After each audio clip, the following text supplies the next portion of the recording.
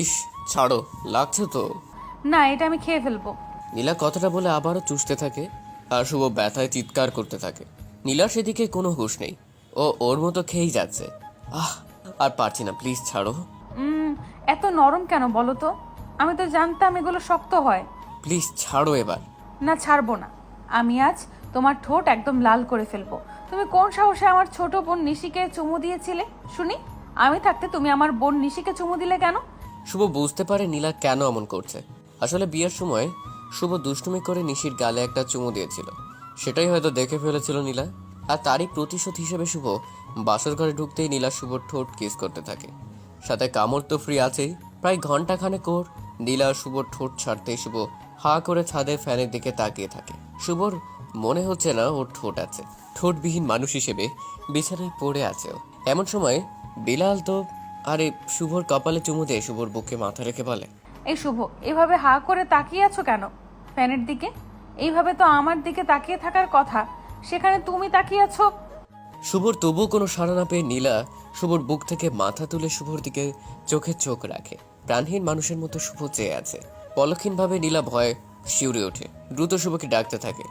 শুভ, I শুভ, ওঠো, please উঠে বসো। এমন করে তাকিয়ে আছো কেন জান? প্লিজ বলো। আমার কিন্তু খুব ভয় করছে, প্লিজ কথা বলো। আর আমি কখনো তোমার সাথে জোর করে কিচ্ছু করবো না, তবু কথা বলো। নীলা কাঁদতে শুরু করে। শুভ বুঝতে পারে না আর অভিনয় করা ঠিক হবে না, তাই নীলা দুই হাত চেপে ধরে বলে, আরে আরে পাগলি, এভাবে কাঁদছো কেন শুনি? আমার তো কিছুই হয়নি। নীলা শুভকে কথা বলতে দেখে আরো জোরে কেঁদে ওঠে। শুভর বুকে শুয়ে বলে, উফ, তুমি খুব খুব পচা। শুভর বিয়ের রাতে তুমি আমাকে কাঁদালে। আমি কই কাঁদালাম শুনি? তুমি নিজেই তো কাঁদলে। গরু একটা, সামনে একটু কিস করেছি বলে এই অবস্থা, তাই না? কিস করলে সমস্যা ছিল না, কিন্তু তুমি সাইকো বউয়ের মতো লিপ কিস করার সময় যে তোমার ঠোঁটে অসংখ্য বার কিস করেছো, সেটা কি ভুলে গেছো? জানো আমার ঠোঁট এখন আমি নাড়াতে পারছি না, খুব ব্যথা করছে। নীলা তাকায় শুভর ঠোঁটের দিকে। আসলে শুভর ঠোঁট ফুলে ছোট বাচ্চাদের গালের মতো হয়ে গিয়েছে। নীলা মুচকি এসে শুভর কপালে চুমু দিয়ে বলে, তুমি তো জানোই আমি সাইকো বউ তোমার। আর এটাও তো জানো আমি তোমাকে কত কত ভালোবাসি। জানি বলেই তো বাসুরাতে আমাকে এত অত্যাচার করার পরও কিছুই বলিনি। নীলা কিছু বলতে যাবে এমন সময় দরজার ওপাশ থেকে শুভর দাদির কণ্ঠ ভেসে আসে। কি দাদু ভাই, এসব কি শুনছি আমি? ছি ছি ছি, প্রথমে তুমি নিজে কাঁদলে, আর এখন শুনছি আমার নাত বউ কাঁদছে। বলি একটু রয়ে সয়ে করো দাদু ভাই, এত তাড়াহুড়ো ভালো না। বড়ি বয়স হলো, কিন্তু অন্যের ঘরে কান পাততে বললে না। কি করব দাদু ভাই, অভ্যেস হয়ে গেছে তো। তা দাদু ভাই, ফিউচার প্ল্যান কি করেছো? এবার নীলা চুপ থাকতে পারে না, শুভর নাকে কামড় দিয়ে বলে, দাদি, তোমার নাতি তো দুধের শিশু, কিছুই বোঝে না। বলি বিয়ের আগে কিছু শিখাই দাওনি নাকি? ছি ছি ছি দাদু ভাই, এটা কি শোনালি তুই? তোর দাদু বেঁচে থাকলে তোকে ত্যায্য নাতি করতো, বংশের মান সম্মান ডুবাইলি।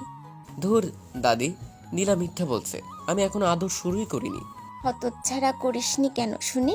আর একটু পরই তো ভোর হয়ে যাবে।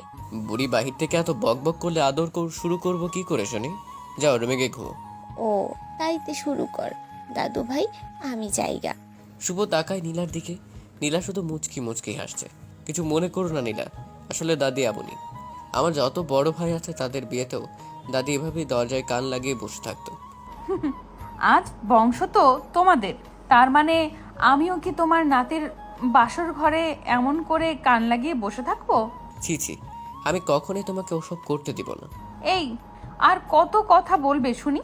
এখন একটু আদরও তো করবে নাকি?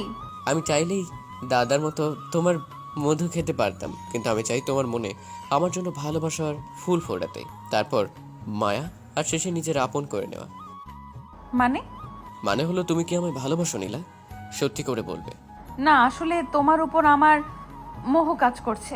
আসলে তুমি যেই দিন আমাকে দেখতে গিয়েছিলে সেদিন সবার মতো তোমরা আমাকে দেখার পর আমি কিচেনের দরজার আড়াল থেকে তোমাকে দেখেছিলাম। আর দেখো, আজ আমি তোমার খুব কাছে। মোহটা এখন তোমার কেটে গিয়েছে নীলা। আগে মায়ের সৃষ্টি হোক তোমার সাথে সাথে আমারও, তারপর ভালোবাসো। কিন্তু এসব কতদিনে হবে শুভ? আমি তোমাকে ছাড়া থাকতে পারবো না। হুম এটা তো বলা যাবে না নীলা, কতদিনে তোমার আমার ভালোবাসার সৃষ্টি হবে। হয়তো আজই, বা 10 দিন পর, আবার 1 বছরের বেশিও লাগতে পারে। তবে একটা নারী পুরুষ একসাথে থাকলে অবশ্যই একে অপরের মায়ে পড়বে, আর যে ভালোবাসা সেটা তোমার আর আমার অজান্তেই হয়ে যাবে। Very interesting. তবে আমি অপেক্ষা করব। ঘুমো এখন, রাত অনেক হয়ে গেছে। শুভ আর নীলা দুজন বিছানার দুই কোণে গিয়ে ঘুমিয়ে পড়ে। পরদিন সকাল হতে শুভ আর নীলার দেখা পায় না, কারণ পুরো এলাকার মহিলারা এসেছে নীলাকে। শুভ তাদের মাঝে না থেকে চলে যায় অফিসে। সারাদিন অফিসের কাজে এত বিজি ছিল যে শুভর মনেই ছিল না গতকাল ও বিয়ে করেছে। রাত 10টা, তবুও শুভকে বাসায় ফিরতে না দেখে নীলা অনেকটা রেগে যায়। শেষে ফোন বের করে শুভকে কল দেয়। একবার রিং হওয়ার পরও শুভ ফোন রিসিভ না করায় নীলা আবারও ফোন দেয় শুভকে। এবার শুভ ফোন রিসিভ করে। হ্যালো, কে বলছেন? কুত্তা, আমি তোর বউ বলছি। আমাকে বাসায় রেখে কোথায় গিয়েছিস শুনি? জানিস একটু পর পরই এই এসে বলছে আমি শুভর এই হই, আরেকজন বলে আমি শুভর ওই হই। জাস্ট অসহ্য। একটু ম্যানেজ করে নাও। তুই আগে বাসায় আয়, তারপর তোর দাঁতগুলো আমি খুলে নিব। আসছি, অফিসে কাজ করছিলাম তো। নীলা কিছুটা নরম সুরে শুভকে বলে। তার মানে তুমি অফিসে সারাদিন কাজ করেছো, হুম। দুপুরে খাওনি, এর মানে কিছু? না। তাড়াতাড়ি বাসায় এসো, আমি খাবার গরম করছি। আচ্ছা। এই শোনো শোনো, বলো। আসলে বলো। আসার সময় একটু আইসক্রিম নিয়ে এসো প্লিজ। আচ্ছা, আনবো। নীলা ফোন কেটে দিয়ে কিচেনে চলে যায়, আর শুভ অফিস থেকে বের হয়ে অনেকগুলো ফ্লেভারের আইসক্রিম কিনে বাসায় আসতে থাকে। নীলাকে রাতে কিচেনে আসতে দেখে শুভর দাদি দাঁত কেলিয়ে হাসতে হাসতে বলে, কিরে নাচবো, তুই দেখছি সবার থেকে আলাদা। মানে দাদি?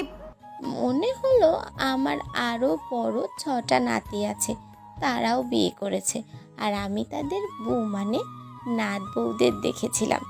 লজ্জায় রুম থেকে বেরই হয় নাই 1 মাস। আসলে দাদি, তোমার নাতি অফিসে গেছে, আমাকে না বলে দুপুরে খায়নি কিছু। বাসায় এসে ঠান্ডা খাবার খাবে কি করে বলো, তাই গরম করছি। শুভর দাদি খুশি হয়ে নীলার কথায় নীলার মাথায় হাত বুলে দিয়ে বলে, আমি তোর রুমে যাব রাতে, দরজাটা খুলে রাখিস। কথাটা বলে শুভর দাদি চলে যায়। রাতে শুভ বাসায় ফিরতেই নীলা শুভর সামনে হাজির। শুভ নীলাকে ওর আইসক্রিমগুলো দিয়ে রুমে চলে যায়, আর নীলা পেছন পেছন খাবার নিয়ে যায় আর নিজ হাতে শুভকে খাইয়ে দিতে থাকে। এমন সময় শুভর দাদি রুমে এসে বিছানায় বসে নিজের আঁচলের নিচ থেকে একটা সোনার হাড় বের করে নীলার গলায় পরিয়ে দিয়ে বলে, এই হারটা জানিস নাতবু, আমার দাদি শাশুড়ি আমাকে দিয়েছিল তার নাতির সেবা করতে দেখে, ভালোবাসতে দেখে। নীলা কেঁদে ফেলে জড়িয়ে ধরে শুভর দাদিকে কেঁদে ফেলেও। শুভর দাদি মুচকি এসে চলে যায়।